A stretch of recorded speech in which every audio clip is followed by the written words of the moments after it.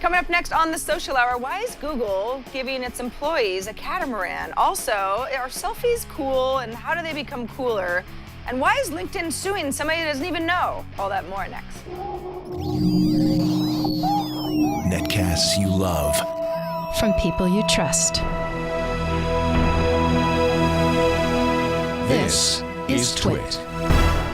Bandwidth for the Social Hour is brought to you by CacheFly at CacheFly.com. This is the Social Hour with Sarah Lane and Amber MacArthur, episode 144, recorded Thursday, January 9th, 2013.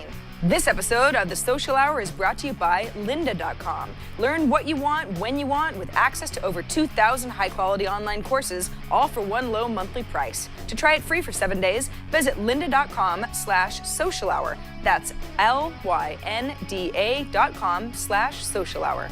And by 99 Designs, the world's largest graphic design marketplace. 99 Designs connects businesses seeking quality, affordable designs with a community of more than 225,000 graphic designers. Visit 99designs.com/social hour to receive a free Power Pack upgrade valued at $99. And by audible.com. To download a free audiobook of your choice, go to audiblepodcast.com/social hour.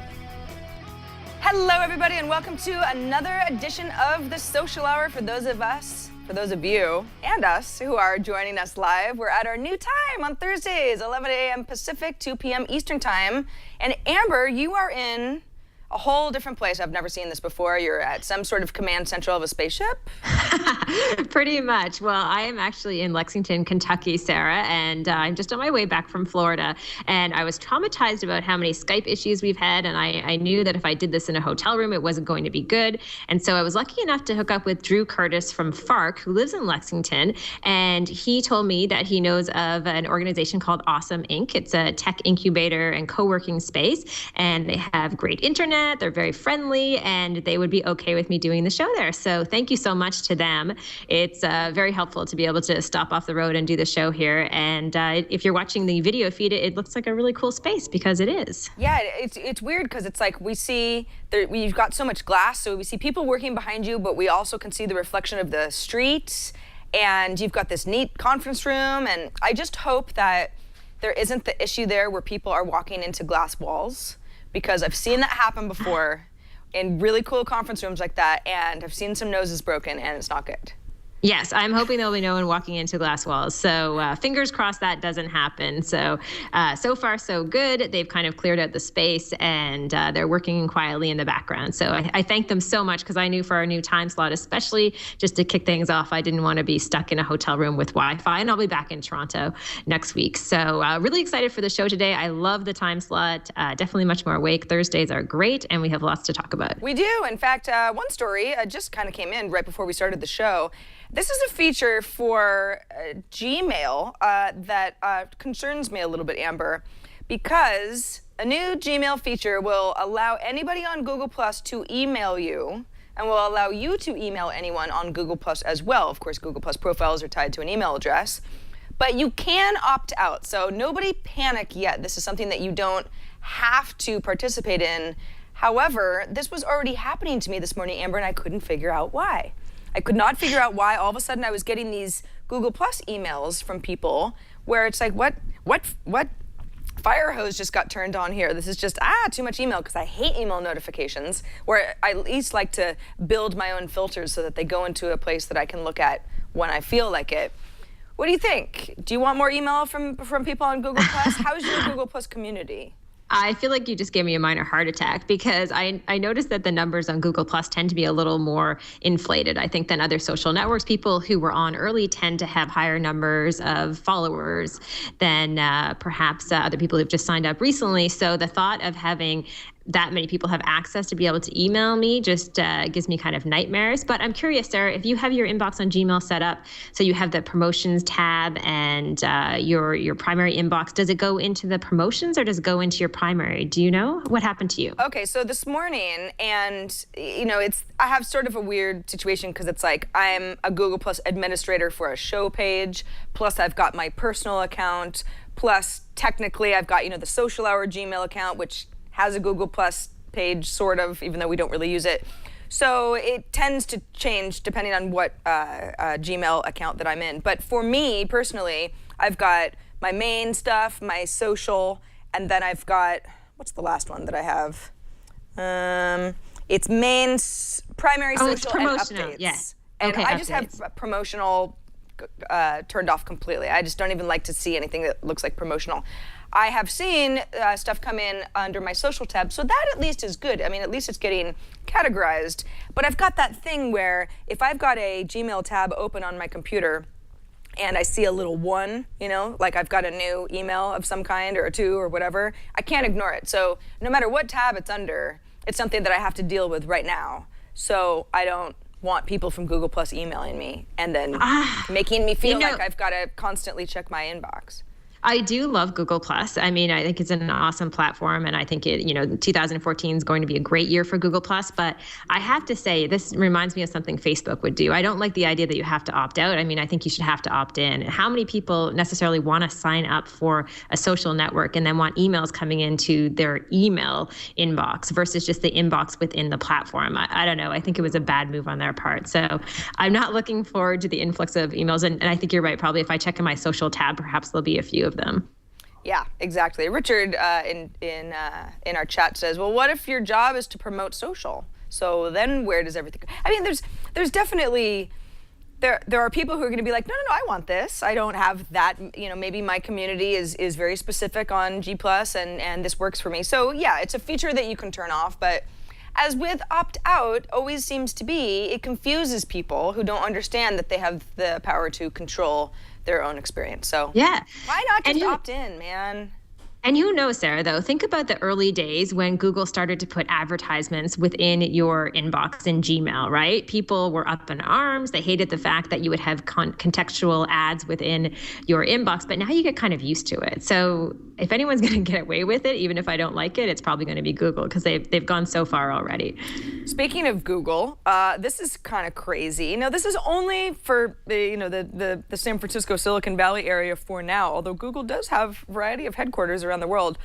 What Google's done is launched a ferry service for some of its employees, it has many thousands of employees, to shuttle them from San Francisco down south where the actual big Google headquarters is based. Now, what's interesting is that Google is based in Mountain View, but Mountain View is a little bit off of the water a bit. So for those of you who aren't familiar with how the Bay Area is laid out, you get on a shuttle in San Francisco, and then you get off the water shuttle in Redwood City, and then there's probably, I don't know, some sort of like a bus to take you, the last mile or whatever. And it's funny because you might say, well, is that so crazy? I mean, there's a bay and there's San Francisco, and that seems like a great idea. It's actually a big controversy, Amber, in San Francisco right now because San Francisco is an extremely expensive place to live. A lot of people want to live there, but then they end up working in Silicon Valley, and the companies, as an incentive to get people to want to work there, have these nice, big, air-conditioned, Wi-Fi enabled buses. You go to your bus stop, you get on your bus, then you don't have to drive or sit in traffic, you kind of work, and then you go to work, and then you do the same thing on the way back home, and that can be really convenient. I have some friends who do that for not just Google, but other companies too. Facebook does this, Yahoo does this, and it upsets people who live in the city because it's like, well, there's too many of you now, and you don't even really work here, and I'm not going to get into whether I think it's right or wrong that people live in a city that they don't work in, because, I do that as well, even though I'm just going in the other direction. But Google's like, okay, well, what do? Let's get some buses off the road. How about a ferry? It's kind of genius.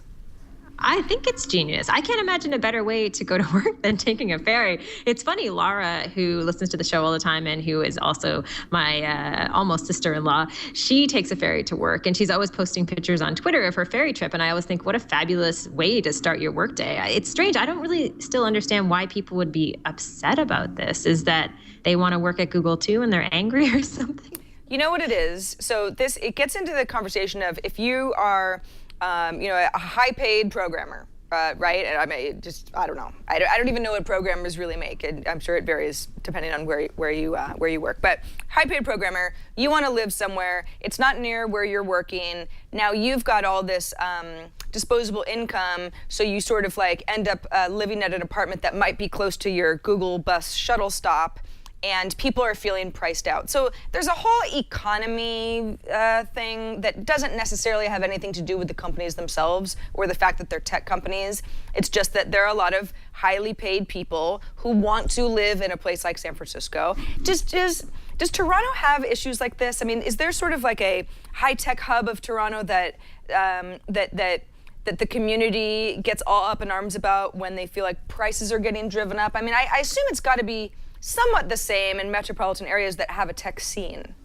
Well, I mean, it's a pretty expensive city anyway to live in even in areas where it's really not all that beautiful. In fact, I live in an area called Leslieville, which is kind of a neighborhood in transition, and the houses are very expensive there. I mean, you could very easily find a house in that neighborhood that would cost $1 million, and maybe at the end of your street, there are houses that are kind of falling apart and need major renovation. So I think the city is quite an expensive place to live. I would say that traditionally, though, I don't think the tech community, there are options, right, in terms of living outside the community. And there are also other issues in the city as far as our mayor. So right. I think at the end of the day, I'm not sure that people understand if you want to live downtown, it's going to cost more money. And if you want to pay less money, you have to live in the suburbs. And that's kind of how it is, right? But maybe that it's kind of amplified in San Francisco because so many people are working and have a voice on social, and you just hear it more. Because I think in Toronto, people may grumble about it, but the reality is they just have to move outside the city, unfortunately. Yeah, I mean, there's also, San Francisco doesn't have the best public transportation, so then it kind of turns into the whole, well, the city did this to themselves, and why wouldn't somebody, do you want all these tech workers to be driving and not being able to be in the carpool lane and putting more cars on the road? It's like, I don't know what the solution is, but Google's like, hey, while we're working on that, how about we've got some water vessels and we'll just be off the road entirely. And, I don't know, maybe this time next year, all the tech companies will have their little waterway back and forth too. But I like the idea of commuting via boat. I wish I could take a ferry to work. I would do that. So you let me get this straight. You can't take any type of boat to Petaluma. Could you, Sarah? If it were an option, could you have your own little boat? You could actually. The truth is, you can't take a ferry because there just isn't ferry service up here. But if I owned a boat and I was able to dock it somewhere close to where I live in the city, I could actually, if it was small enough, I could actually get it within a few blocks of the Twit Brick House. But really? I don't know, yeah, because the Petaluma River actually will dump into the bay at a certain point, but I don't know anybody who's ever done that before. Thank you, Brian. Yeah, for those of you who aren't familiar with our landscape here, as you can see, you can get to Petaluma in a small boat. I'm sorry. I have all these visuals right now of watching you get there on some little boat, I could get darn close, I'm telling you. So, well, I'll start a Kickstarter. We'll all buy me a boat, and then I'll have like a 4-hour commute each way every day. That'll be perfect. Awesome, but I'll be on the water like a captain. Exactly. And you know what? We're going to talk about Indiegogo, something that they've added to their service later on in the show. So maybe you could take advantage of that to buy your little boat to get to Petaluma. Absolutely. That sounds good great. Opportunity. Some interesting news for LinkedIn. LinkedIn, this is an interesting article on GigaOM. I had to read it a couple times just to sort of like understand what I was reading. LinkedIn is suing people that are basically scraping its site. LinkedIn doesn't know who these people are, but is suing them anyway because basically what the company says is people are creating fake profiles in order to scrape other profiles of hundreds of thousands of LinkedIn users and then offer a competing product. Because of course, part of LinkedIn's whole thing is not only is it a place for me to, list all my job skills and connect to people who might be interested in my industry, but it can also be a recruiting tool for companies. There's a ton of data on a bunch of us and where we've worked in the past and what our skill set is and who we know. So if you get on the site and your intention is just to get as much information as possible, even if you're not actually representing a real person, you can get a lot of information. Then what happens? You take that information and then you build something that then you can charge for maybe, I don't know, maybe a marked down price from LinkedIn's business tools. But it almost surprises me that this hasn't happened until now, or maybe LinkedIn feels like they're finally feeling really threatened. Yeah, I mean, maybe it's happening more often. I mean, just based on the article, the author of the article did a Google search for LinkedIn and bots and said that it turned up a number of websites like Black Hat World, where users compare techniques for creating fake LinkedIn users and to avoid detection. So it seems like you said more and more people are doing it. I would love to hear Denise's view on this, Sarah. Hopefully she'll talk about it on This Week in Law and get her feedback, because as far as I can tell from this article, it's not really clear whether this is illegal, and it's not clear that LinkedIn has a super strong case in this particular situation. Yeah, and it's also, if you don't know how, if you can't trace it back to a person or organization, well, okay, who are you suing exactly? That's an interesting gray area too. I mean, how do you stop this from happening? You can kill a profile one by one. I mean, it's you can just think of it as like spam accounts, but once they've got your information, they don't really care. Yeah, exactly. I mean, it's one of those things where I think scraping data, we see this across all types of social networks, really. And I'm curious if LinkedIn has just seen it kind of as a growing problem lately, and because of maybe increased competition, like you said, with other services popping up that would compete with them in the first place. So to date, really, LinkedIn hasn't really had that much competition in the professional networking space. I can't think of another site that really has that much of a profile as LinkedIn does. Whereas with Facebook, they're kind of getting eaten alive by the Instagrams, the Pinterests of the world, but LinkedIn still holds that special spot of being one of the few social networks that really caters to a professional audience. So I'm guessing they're trying to secure that and hold on to that. Sorry, I got so excited I almost knocked over my water bottle. I was like, and it's not like it's a tiny little water bottle. It was going to make a lot of noise. So you're going to break one of those glass walls. I know, they're going to kick me out of Austin. If only there was a glass ceiling, we could just make so many jokes over the rest of the hour about that. But I can see it looks like just a regular old ceiling. Good point. Yeah, no glass ceiling. At least not in this room. You've already broken through.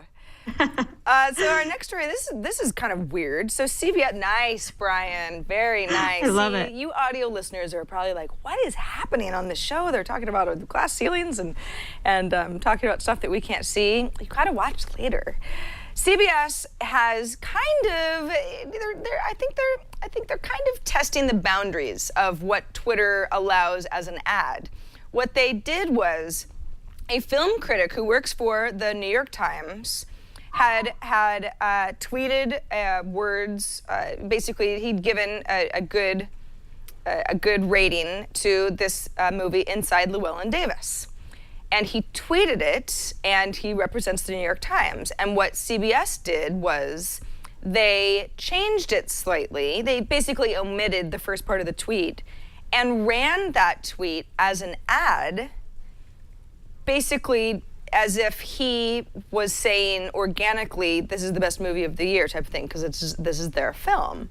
But it's an ad. It's not actually the original tweet. It's out of context. So now you've got these people saying, CBS Films places a full-page Times ad of this tweet for Inside Llewellyn Davis is a blurbed tweet, a bleat or a twerb. And then Scott says, we've reached a strange new place in marketing where tweets become full-page print ads, which is kind of funny because he was the one who tweeted it out in the first place. So, Amber, what do you think? I mean, it seems like, well, first of all, it's really genius of CBS Films to do this because nobody, Yes. it's like, oh, hey, that's not really, you can do that, but should you? And now what is Twitter, is Twitter going to have to change any of its terms of service to make sure that we're not duped by ads, I guess? So, Sarah, just so I'm clear, did they get permission from the person tweeting, A.O. Scott? No, they just did it. Oh, yeah. I think it's genius because I think it does say a lot. But at the end of the day, I know even companies that I've said great things about those companies through Twitter or other services, they always ask me permission first if they can post my tweet on their site. So it feels more like an etiquette thing to me that you go and you ask the individual to make sure it's okay, because at the end of the day, when you're profiting off of someone's tweet or picture that you put out there, the right thing to do, I think, is to ask their permission and let them know, because it's just part, I think, of social media etiquette at the end of the day. Yeah. Now, CBS says in this article that's on readwrite.com, which is where I found the story initially, says that CBS Films says Scott gave full permission. However, it's a violation of Twitter's rules of the terms of service if you just are to read those rules, because it says, without explicit permission from the original content creator, Twitter content may not be used in advertising. It may not be used to imply endorsement of any product or service. Use the full text of the tweet, which I think is just good practice, because you know everything is different when you drop a word here or there. You may edit or revise a tweet text only as necessary due to technical or medium limitations. Hey, Sarah, just out of curiosity, Steve Garfield is watching the show right now, and he just shared a tweet with me. He said that they asked him if they could use his tweet, and he said no. I'm just asking him right now on Twitter. Okay, so I misunderstood. I thought that the story was that he said yes, came without Scott's full permission. Yeah, okay. So Steve Garfield. So that's even worse. So it's like then this is actually illegal then. If you were to read the terms of service at face value, this is not a legal thing to do. Yeah, exactly. So I'm just asking Steve to follow up in terms of where he got that information, just to verify if in fact the author, the tweeter, did say no. And as far as I can tell from what he said, that is the case. And I'm just kind of looking for a source right now. But I mean, that just makes it even worse, right? You should ask for permission. Like you said, reading the terms of service, I think that makes it pretty clear. Surprised that CBS would do that. I mean, most of these large companies have huge legal departments. So it seems strange to me if they did ask him, and if he in fact did say no and they continue to print a full page ad, it's never going to look good on their part at all, no matter what happens. No, it's clever, right? But somebody in chat says, well, it's cheaper to ask for forgiveness. That's not necessarily true. Certainly not, especially, it depends on how, upset the New York Times, the original tweeter, or, Twitter itself gets about something like this. But I would think it's probably maybe a slap on the wrist, don't do that again, and we'll see how ads become creative in the future, because people will keep trying, that's for sure. And a lot of attention for CBS. That's true. At the end of the day. Hey, let's take a moment to thank lynda.com for sponsoring this episode of The Social Hour. What's great about Lynda is that, okay, so we're in a new year, right? It's 2014, everybody's got some resolutions, you want to get to the gym, you want to learn a new skill. I'm always telling myself, this is going to be the year where I teach myself Photoshop finally, because I've never really been very proficient. Or, get more into certain types of photography that I don't really know what I'm doing. But, maybe you're looking to get into another career, online marketing, or you need to brush up on your software skills. At lynda.com, you have video tutorials, easy to follow stuff. And this is you get to learn these incredible skills at your own pace from industry experts, but on your own time. So you get a subscription to lynda.com, and then you have unlimited access to all these online video courses. We're talking software, but a bunch of creative stuff, business skills. Maybe you've never managed a team before and you're like, oh gosh, I really need to take some courses. That's what lynda.com is great for.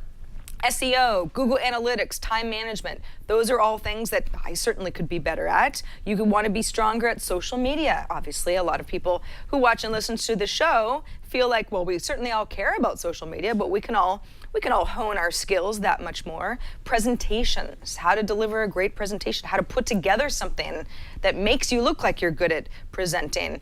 And Brian's clicking around through not just new courses, but we've got software categories. You can search by subject. I mean, there are really some great courses. And again, I think the emphasis on being able to do it on your own time, at your own pace, come back to it when you're ready to tackle the next phase of the course, is all really helpful. You see how long it's going to take you. You see the different sort of course chapters and how they're broken down. You can kind of tell ahead of time, is this going to cover all of the stuff that I'm looking to learn? It's really, really helpful. So if you want to learn something new in 2014, I think lynda.com is the place to go. $25 a month for access to the whole catalog, the whole course library at Lynda.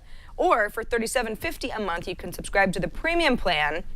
And that is for people who are really serious about exercise files. You can follow along with the instructor's project. You can use the exact same assets as the instructor. So it just kind of digs down a little bit deeper into some of the details of that. Free 7-day trial though. So you can try out lynda.com right now for 7 days. Go to lynda.com, that's lynda.com/social hour, and you get access to the whole library. That's over 2,000 courses free for 7 days. Lynda.com. Amazing. /social hour. Amber, when was the last time you took an online course like this? Because I really like this stuff because sometimes I can feel a little intimidated and maybe almost a little bit, if I want to get better at a skill, a little embarrassed that I'm not already so good at it. And I kind of like the idea of being able to do it at the comfort of my own home office.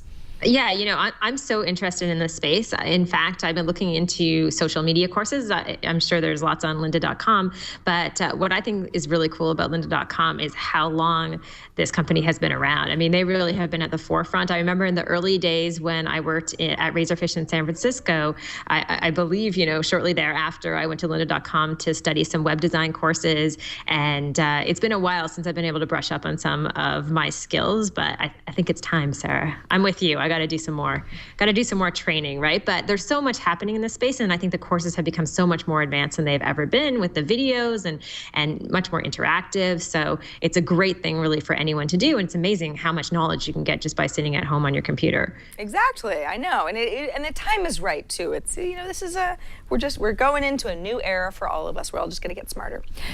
We are. Yeah. Okay. So speaking of smarter, Amber, you've got a social tip this week. Tell us about it. Sure. Okay. Before I tell you about the social tip, just a quick update from Steve Garfield on that story. He sent us a quote on Twitter that says, "Scott also told CBS Films in an email, I'd prefer, though, that my tweets were not used in advertisements." So that's a quote he took out of time.com. So just to follow up on that, looks like he did say no, and CBS still said yes.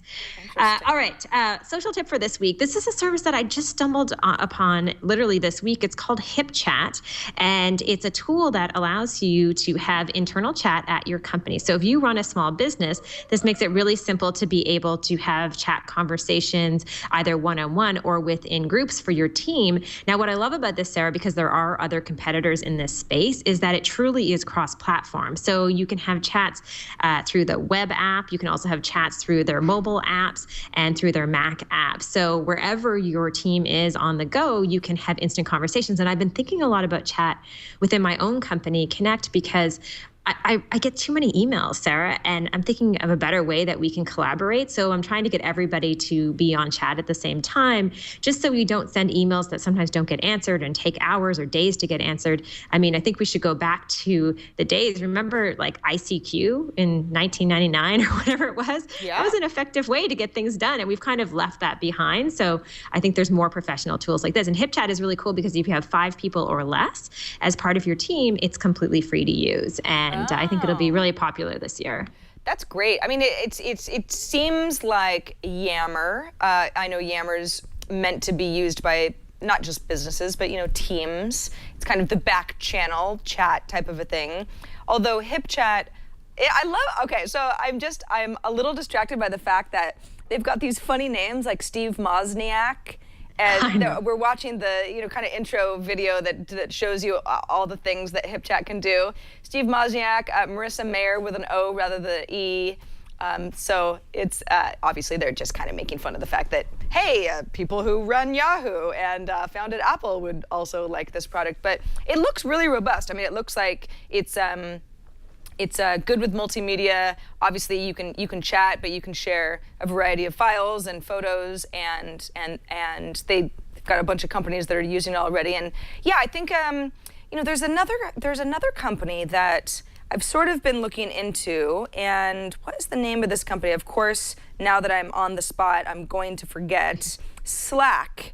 That's something that I'll make a note to talk about this on a later show because. It looks like it might be somewhat similar to HipChat, although I like the name HipChat better. It's good. And also, if you think about some of the other services that are out there, and I'm not sure about Slack, but what's neat about HipChat is you don't have to install any software on a server. I mean, it really is completely easy for anyone because you don't have to worry about the technology side of things. You can just sign up and it's up and running cross-platform. So I think that helps some companies because there is some chat software today that you do need to install within your organization on a server, and you need to manage it and maintain it. But with this, you don't have to do that. So I haven't used it, but I did read read an article from someone who is a small business owner. So I think for small businesses, whether it's 10 or fewer people or 25 or fewer people, this seems like a really great option. So if any of our listeners have a chance to try it out, please let us know. And I'm definitely going to try it out with some of the guys on my team. I love that. Yeah, and report back, please, because it looks great. I will. And I think we always have this conversation at Twit, even, because it's like, well, what are the best group services that we use to build shows and talk to each other? And there are so many options, but there's never really been the one that seems to work just the best for everybody, because we just have different needs, and it depends on what team you're working on and stuff like that. So HipChat, that's another good option, and I love the fact that it's free for 5 people or less, because 5 or less. Yeah, sometimes you're only working with 2 other people, and you're like, oh, I don't want to have to pay this big subscription or anything. Yeah, you still want to be able to have those conversations. Another neat little tip is for anyone who is into the crowdfunding world, and I know that it's growing like crazy with Kickstarter and Indiegogo. Indiegogo has just announced that soon you'll be able to embed your Indiegogo campaign on your own website. So let's say if Sarah decides to try to raise money for a small motorboat, then she can put that on saralane.com, and that might be more effective as far as marketing her Indiegogo campaign. It looks like this will be out within the first quarter of 2014. I think this is a great idea because yeah, it's how it is when someone says, where do I learn more about you, Amber? It's like you've got your sort of your home base. And that way, if there's some sort of a campaign that you're associating with yourself, you don't have to say, ooh, and also right now, here's this other link to this whatever it is that I'm trying to raise money for, this cool project. It just gives people less of a need to have to pay attention to what you're up to. I should buy a boat. You guys have to, audio listeners, you have to check out the video feed because Brian is getting really good with some of these images. But that's Sarah Lane dressed up as a cat, starting her Indiegogo campaign to buy a boat. Thank you for noticing the resemblance between me and that boat cat, because I think it's uncanny as well. Yeah. When I put on my blue blazer, you wouldn't be able to tell the difference. You can't tell the difference. It's all the same. That's great, though. I think, in general, I feel like if you've got a site, a landing page, or your personal domain or anything, as long as embedding your current project looks good, I think it's almost always the right call, because again, you don't have to change anything on your email signature. It's just like saralane.com, just go there. Everything you could possibly ever want to know about me is just there. So just give people less of a reason to get confused. Definitely. Sarah, I'm excited about our spotlight because I don't know what Biz Stone did, but he somehow reached every outlet I've seen online to talk about jelly, because this service is everywhere, this app, I should say. A lot of people talking about it. Yeah, I talked about it on i5 yesterday because it was brand new, and it's an Android app as well, but it's available on iOS. And it's sort of fascinating because it's a little bit of a combination, Amber, between Twitter and Quora. Twitter, of course, being Twitter, but Quora being a place where you can ask questions, and people who are experts or that know the answer are able to answer you. And you've got a lot of industry bigwigs who take Quora really seriously. So what's interesting about Jelly is, let's say that I'm a guest in the studio right now, and I think to myself, wow, I'd love to build something like this. I don't know what kind of camera that is right in front of me. Let me take a photo. Okay, now I've taken a photo of the camera. This is very meta. And maybe somebody who's like an industry expert would be like, oh, I know what kind of camera that is. So let's just go say, okay, let's use that. And then my question is, what kind of camera is this? Blah, blah, blah, you understand. I'm not gonna actually ask the question because I already know the answer, but this could be for, let's say you're in an unfamiliar city and you see like a big, I don't know, some sort of statue in the town square. You want a little bit more immediate information about it. Yeah, a lot of the stuff you can Google, but sometimes it's a direct hey, let me take a photo of something and somebody give me more context. What I did yesterday, which was actually a real query, was I took a picture of a photo. Whoops. A cat. It wasn't a cat. Thank goodness. I know what that is. I took a photo of this picture that I've had on my wall for years, and I just have never been able to read it because that's in Cyrillic. And I just said, can somebody tell me what this says? And sure enough, I got like 16 answers. And except, for a couple people who thought that they were being funny. And by the way, you get used to the UI pretty quickly. There's a lot of sort of swiping and pulling, and it almost gives you like a Tinder feel. I got a bunch of really great answers from people who say, oh yeah, it's a sewing machine company, and this is what it says. And one person even linked me over to the Wikipedia page for the sewing company that's actually based in the US, so it's kind of a weird poster that I have in general. But I think that's a really good use case of this being like, hey, that was such a cool little tool. I got my answer, and now my life goes on. But you also get silly stuff like somebody says, is he distracting me from work? And then it's a picture of a cat. Because it's like, that's a little bit, you get these sort of like esoteric questions. Why is the sky blue? So you have people who are doing like the funny jelly stuff. And I just feel like hopefully that stuff goes away. Because if you don't use it seriously, then I lose interest, I think. It just gets silly, yeah. Yeah. Well, I like this a lot. I mean, it reminds me of a lot of the fashion apps that I've seen come out over the past few years, because so often you see this with people really into trend setting in the fashion world, where they take pictures of people who are walking down the street wearing something. You have services like The Hunt, which we've talked about on the social hour, where you literally find things, maybe take a picture of something in a magazine and ask people to find that item online. So in some ways, it feels like this is driven from the fashion industry. And I think it's interesting to apply it to everyday life, because like you, Sarah, I mean, I travel a lot, so there are often landmarks, and I'm curious, hey, does anybody know more about this landmark? And it's fun to be able to just take a picture and ask questions. And now I feel like I have to download this and give it a try, because it's kind of cool. It's really cool. It's what's neat about it is that, at least for now, you connect to Twitter and Facebook. So if somebody that you were following on Twitter, Amber, that I was not following, knew the answer to my question, they would have access to it and they would be able to chime in. So your network is actually like twofold already, because it's friends of friends for both Facebook and Twitter. So that's interesting, although it can be a little strange too, because it's your social circle sort of, but then there are definitely strangers that are participating in some of your conversations.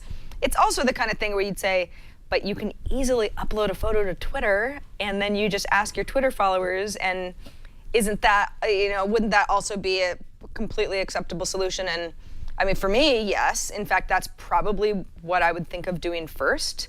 But it's a little bit more of like, well, Twitter's for all sorts of stuff, and this is for specifically it's more focused, helping right? each other. Yeah.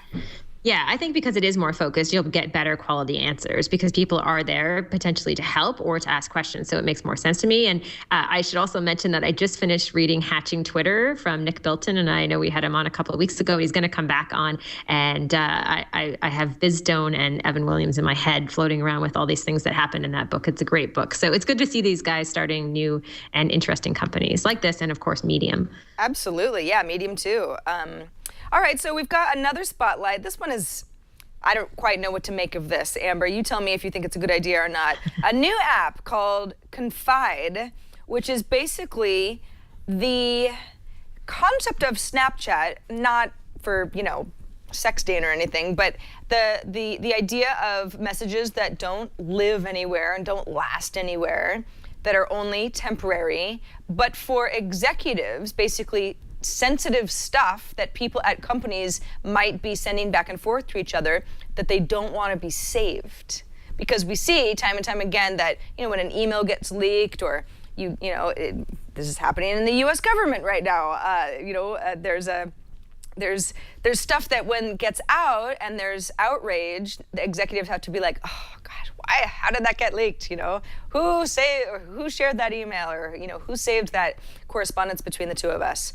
I feel like it's probably a bad idea to lean on a service like this too much, but maybe it's that much more of a layer of padding if you're talking about stuff that you don't want to be public. I don't know. I never type anything that's private. And I think most people should really take that advice, because at the end of the day, it's too easy for this stuff to be shared and screenshotted. And I don't even know if that's a verb, but Nonetheless, I think that it's one of those things where it just is, it's an interesting idea, but I don't know if I would trust it necessarily. If you really have something to say to someone, you want to go into a room and you don't want them to have any devices with them, and then you want to tell them, because otherwise in this day and age in the digital world, there is just no possibility that you can be safe with conversations that are typed out on any device. So I would be a little cautious about this. But I do like the idea that Snapchat is driving new companies and new apps. I think we'll see more and more of this year. I think so too. I think at the very least, and so, people are saying Snapchat was hacked in our chat room, and it's true. Snapchat can also be, you can screenshot something that someone sends to you. They'll know that you did it, but it doesn't stop you from doing it. So Snapchat is not like, it's not a foolproof way to make sure that your latest correspondent isn't going to be passed along. But I think it at least heightens the awareness that we all have that if you send something and it can be cataloged somewhere on the internet or on someone's computer, it can be dragged back out at some point. And you're right, if you really have something that you're not comfortable with people reading beyond who you're sending it to or who you're talking to, you have to really think twice about whether you should send that email or that IM or even a Snapchat or something like Confide. I think in a way, if you're an executive and you get something from somebody using this app, it almost might be more like, well, this is obviously really sensitive, or they wouldn't be using this tool, and it can almost backfire.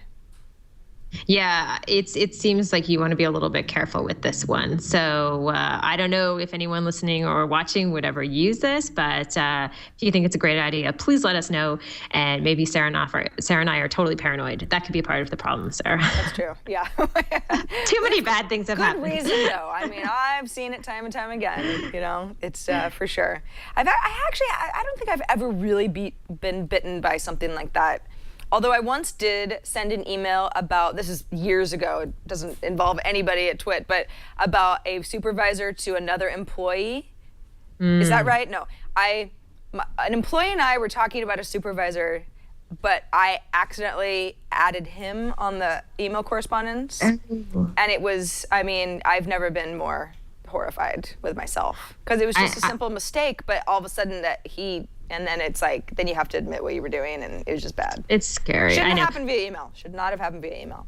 I'll never forget, I think it was when the BlackBerry Torch launched. I went to, it was kind of a launch party after the initial launch party, and I went outside, and there was this company out there. I knew they were pretty well-known tech bloggers, and they were asking me what I thought of the BlackBerry. And they were holding their phone, and I was looking at their phone and noticed that they hadn't told me they were recording, but I could see it recording on the phone. And ever since that happened, I'm very careful because it's just too easy to be caught in a situation where someone can kind of listen in like that. So I am definitely paranoid. So got to be careful. I won't be using Confide anytime soon. I don't think it's for me either. But who knows? I'm not an executive. Maybe one day that'll be the way that we all send each other messages. Break that glass ceiling, Sarah. Yeah, I'll stay down here. It's fine. Let's take a moment to thank 99 Designs for sponsoring this episode of The Social Hour. 99 Designs is great because it connects people who are looking for great graphic design and might just not have those skills. I wouldn't know the first thing about putting together this awesome logo for my personal brand if I were looking to do that. But 99 Designs is full of a huge community. In fact, over 225,000 graphic designers. They live all over the world who would love to design something for me. So if you need a logo, as I mentioned, or even you want to build a mobile app, maybe you've got a great idea for the next app that you think is going to be a huge hit, you're going to make a bunch of money, or maybe you just want to make a business card or even like a t-shirt, anything that requires design, graphic design, you can find the right designer for you at 99 Designs. In fact, think about social media pages. Maybe you need a Facebook or a Twitter or social media design so that when somebody goes to like facebook.com/Sarah Lane, it looks really cool, and you've got this, you've got the banner and a photo, and it looks very professional. 99 Designs can do that. In fact, you can go to 99designs.com/social-media-page-design. We'll have that in our show notes. But you can look and see what really cool social media designs people have gotten through 99 Designs. It's good stuff. You can start your next graphic design project for as low as $199. You see a trend here. I use the term 99 a lot. Visit 99designs.com/social hour and you actually get something for free. You get a $99 power pack of services. What is that power pack? Well, it gives you more designer time and attention, so that's good. It'll also bold and highlight and feature your design project in their marketplace. It just kind of gets you more attention, more people interested in your project, which is good. And then you get a lot more design offers. And by the way, if you're wondering, well, how do you figure out who ends up making your design? The way that it works is you say, here's my need. I want to make this great logo, and here's what I got some ideas, but I need somebody to take it to the next level. Designers then submit designs for you. You choose the one that you like. You give some feedback, that sort of thing. And then you select and you pay for the one that you like the best. So it's awesome because you can see a bunch of choices before you end up committing to something. And it also gives you this sense of, oh, wow, there's quite a variety of what talented people might be able to give me. So 99designs.com/social hour is the place to go. Get that $99 power pack of services for free. And thanks to 99 Designs for their support of the social hour. All right. We got an email. Amber, do you want to take this one? From Tim, who's a forecaster actually in El Paso. Yeah, definitely. And I think this is in reference to last week's show where we talked about how weather impacts social media conversation. So Tim says, as always, I enjoyed the show, especially this last one, since I'm a meteorologist with the U.S. National Weather Service. For several years, we've been using social media and Twitter in particular to help offices keep up on fast-breaking weather or to help verify some of our warnings. For the last year, we've been training our 110 local offices on the proper uses and best practices for using social media. In the last 18 months, the NWS has rolled out Twitter and Facebook accounts for all of our local offices, and we have almost completed a similar rollout of YouTube accounts. Needless to say, it has been a challenge to train the staffs at 110 plus different offices, I can even imagine, from Honolulu to Anchorage to Gray, Maine to Key West. We continue to improve our use of social media both to listen and dig for data and for helping us to get our message out. The NWS now routinely has a dozen or more of the daily top 50 tweets that come out of the U.S. government offices. Sorry, Amber, it only covers U.S. government tweets. Tim, forecaster, NWS El Paso.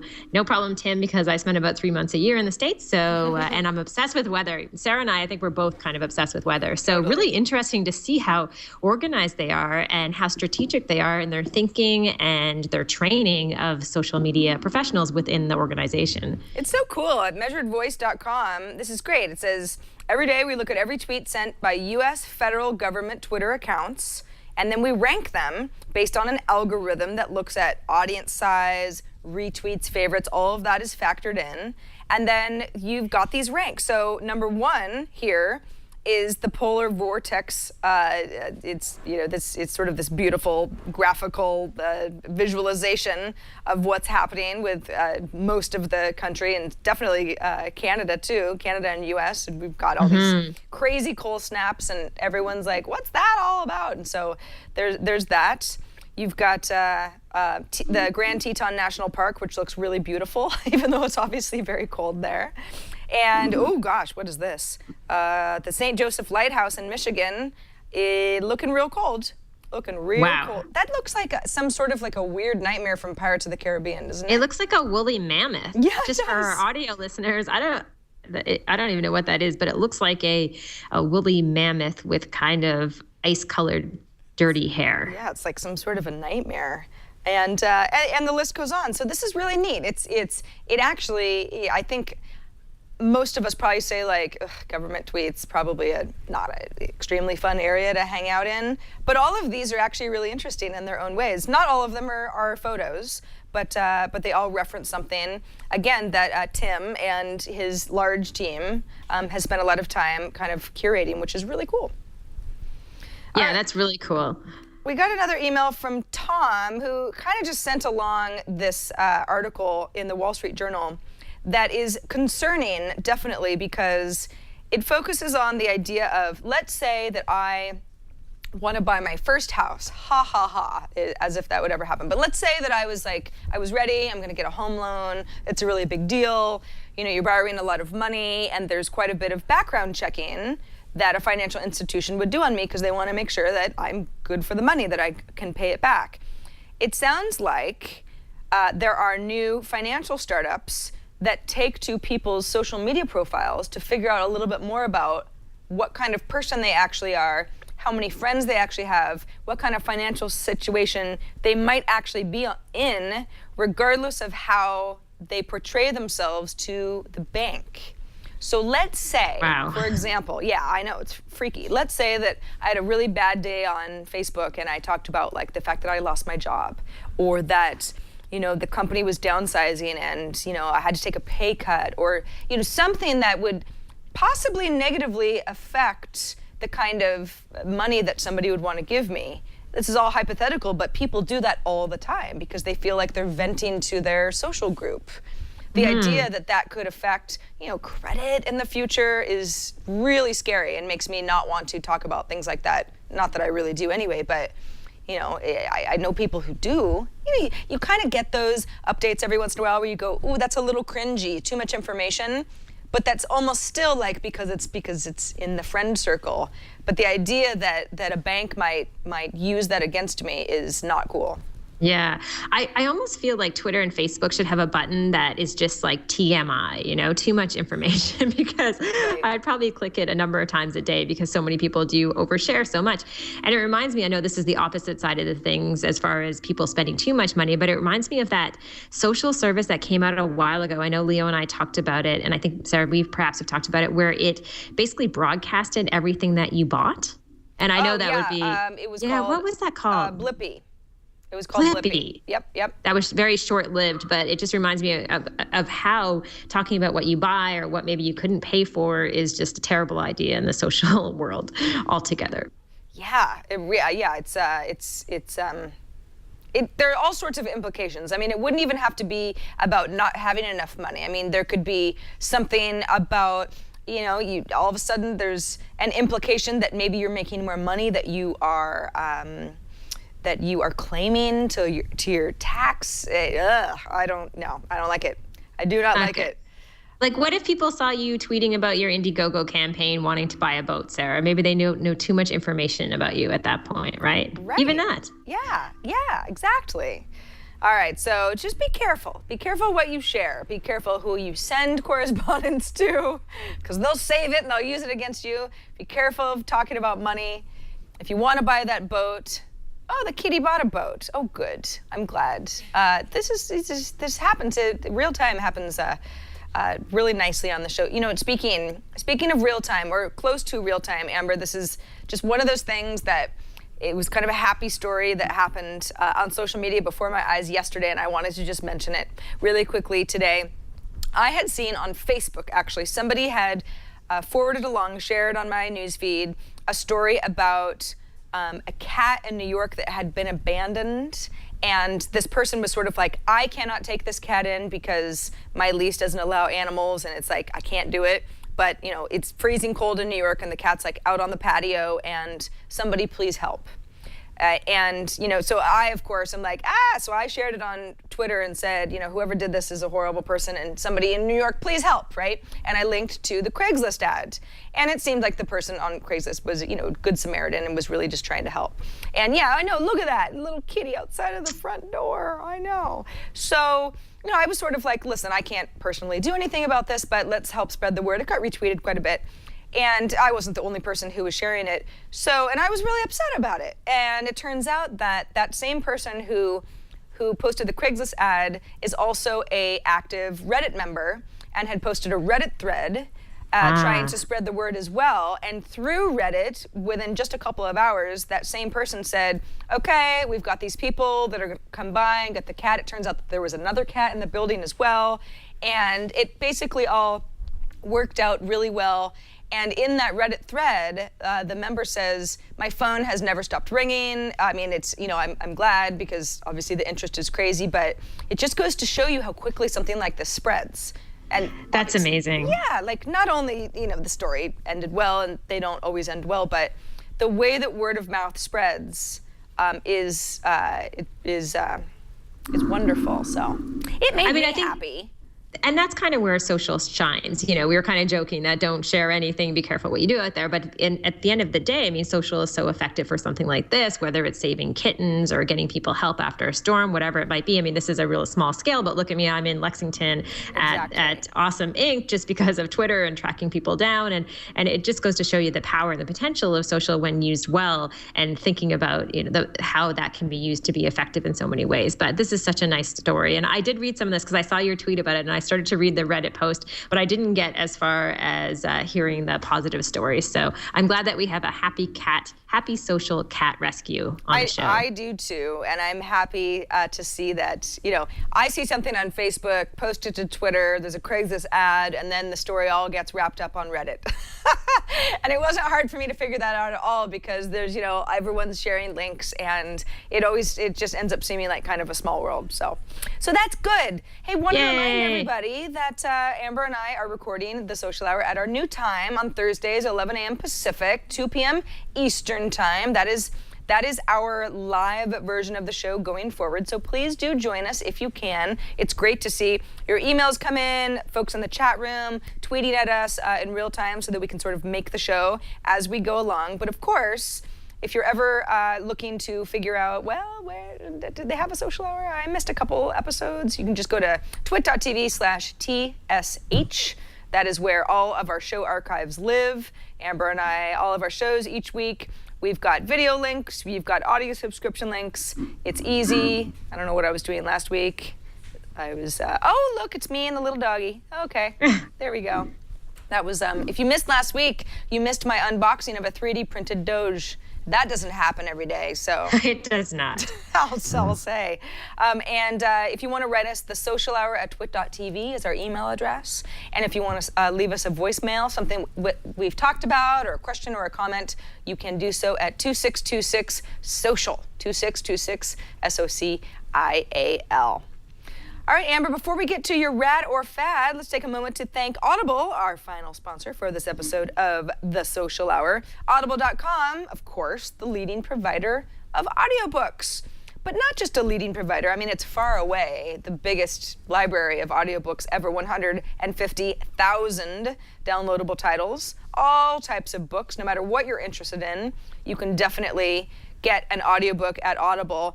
Amber, you're about halfway through, what, a 21-hour drive from Florida to Ontario. Audiobooks probably come in really handy on a long trip like that.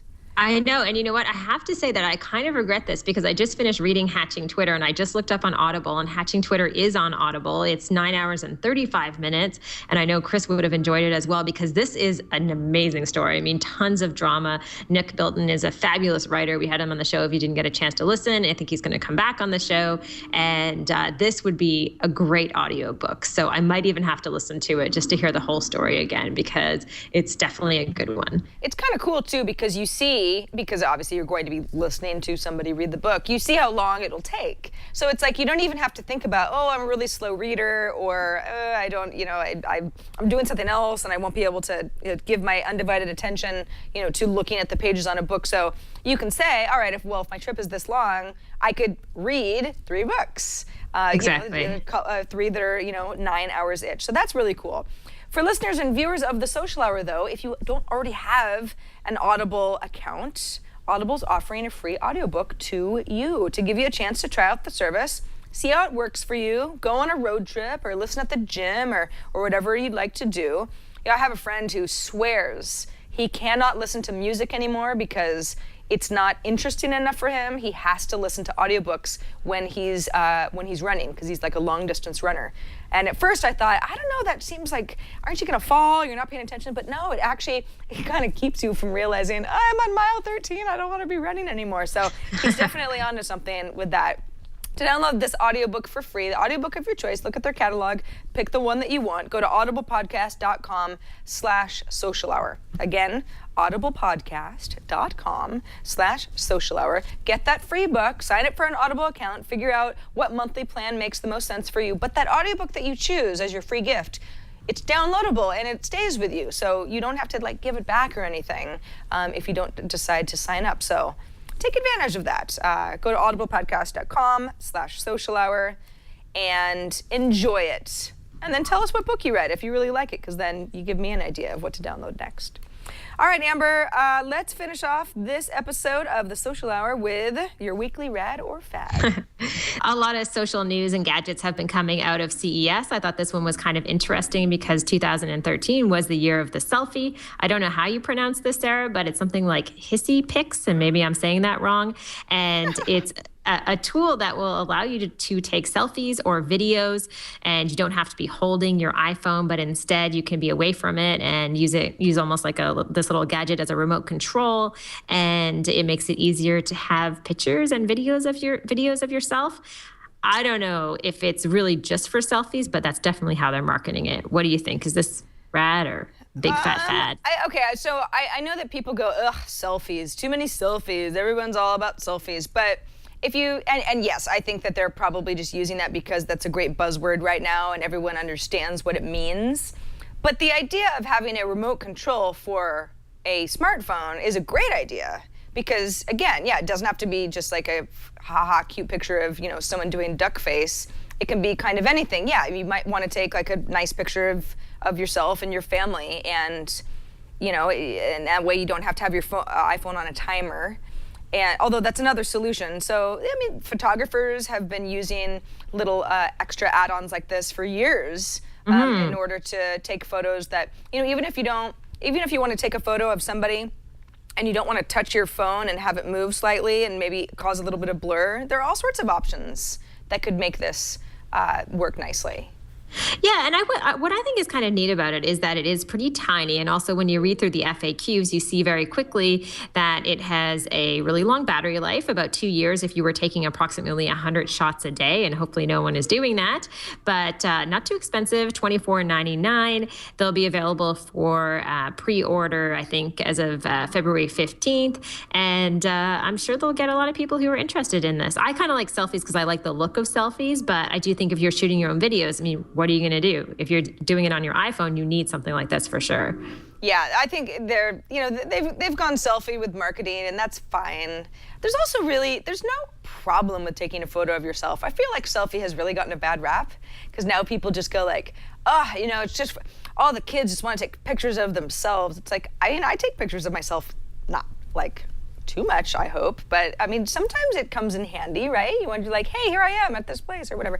So this is it's just a tool to make it that much easier to have creative control over the photos that you're taking with the phone that's probably already in your pocket. Do we know how much it's going to cost? Yeah, $24.99. Oh, $25? I think that's a good deal. Yeah, it's not a bad deal. And I think a lot of people could use this. A lot of iPhone users would absolutely love it. So I think it's kind of rad. And it's definitely on trend. If you're looking for a social gadget that is great for 2014, this seems like it would really make the cut, especially if you're managing social media on your own at a company and you need to do a bunch of videos and all you have is your iPhone. This can be very, very helpful. And you don't have to take videos or pictures that look like a selfie. You can take something that looks a tad bit more professional. Yeah. You just don't have to have that, that shutter right on your, you don't have to be holding that. I like this. I don't know, a couple people are like, $25 seems a little high. If it works, battery life for like multiple years, it just seems like something that's great to have, even if you're just gonna pack it for a trip here and there, where you think, I'm gonna be like propping my phone up on something and I wanna be able to get away from it, or take a picture of myself in front of the Grand Tetons or something like that. Yeah, exactly. If you're traveling by yourself, this is the perfect tool. So we will give it a rad, and maybe I'm going to have to buy one and try it out, Sarah. Yes. Hisy. I think Hisy. I don't know. I would say Hisy, even though that sounds like Hissy Fit, but okay. Hisy? Hisy seems too weird. Hisy sounds strange. Yeah. Well, it's Hisy for now. If anybody from the company wants to correct us, you know Please where to do. find us. Yeah. And please, if you build an app or a social site or a gadget, I wish you would actually put something on your website to explain how you pronounce it. Because for years now, all of us have been forced to kind of guess because we never hear anyone talking about these different tools. But that would be very helpful. Little media kit there. Exactly. Yes. Let us know how to pronounce your weirdly spelled product. Please help us help you. All right. Please That do. is it for this edition of The Social Hour. Amber, good work for stopping in Lexington and finding a great place to broadcast from, and to our friend Drew Curtis at Fark.com for suggesting it to you. Yes, thank you so much, Drew, and thanks to Awesome Inc. This worked out really, really well, and definitely happy. Next time I come to Lexington, I will be here again. So thanks so much, guys. And thanks to everybody who watched live. Our first episode at our new time, Thursdays at 11 a.m. Pacific, 2 p.m. Eastern. Amber and I will be broadcasting live at this time slot for shows to come. But remember, you can go to twit.tv/TSH. Keep up with us there at our website. Amber and I are all over social media throughout the week, so tweet at us and send us notes on Facebook, and however you want to get a hold of us is always appreciated. Amber, I guess you got a bit of a drive in front of you still. Yeah, a bit of a drive, and then Sunday I'm off to Palm Springs just for a day for a speaking event, and I can't complain about that. So I'm hitting the warm weather as much as possible. There you go. Yeah, Palm Springs. I think it's still like 90 degrees even this time of year. All right, everybody, good. have a great week. I'm Sarah Lane. And I'm Amber MacArthur in Lexington, and we'll see you soon.